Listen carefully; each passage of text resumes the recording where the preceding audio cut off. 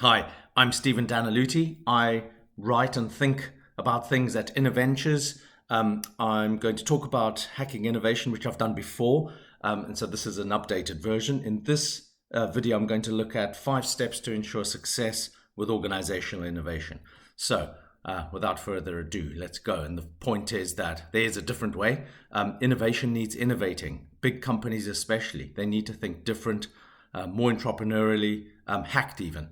And more crucially, be simple about the way they do things, agile, collaborative, and I'm going to go into a little more detail in all of these things, impactful, and last but not least, purposeful.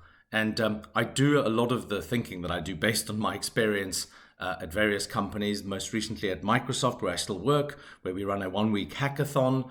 Lots of other companies approach it this way. Hacking is not the only way, but it is a more recent approach.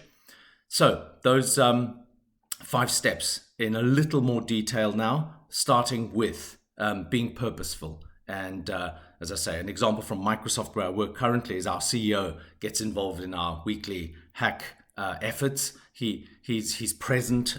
He actually uses it to drive culture change at Microsoft. So it's almost a keystone to our innovation efforts.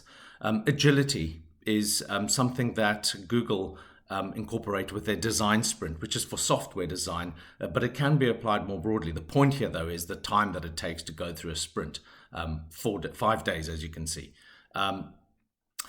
In terms of collaboration, Sideway 6 is an innovation software vendor. What they do is they leave the collaboration in the software tools where it often happens, Yammer, Microsoft Teams, Slack, but they bring the formality of idea management into their systems. That's the smart thing that they do.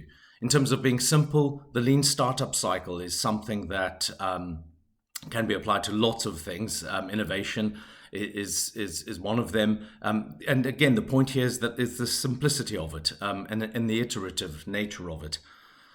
In terms of being impactful, well, of course, that's everything these days. And I look at it from a 2-pronged approach, from how it impacts employees and their journey, and then how that in turn impacts the customer journey. And understanding the impact cycle on both of these is critical in your ideation and innovation management efforts. So thanks for watching. There's more at InnoVentures, and I'll be sharing as always. Thank you.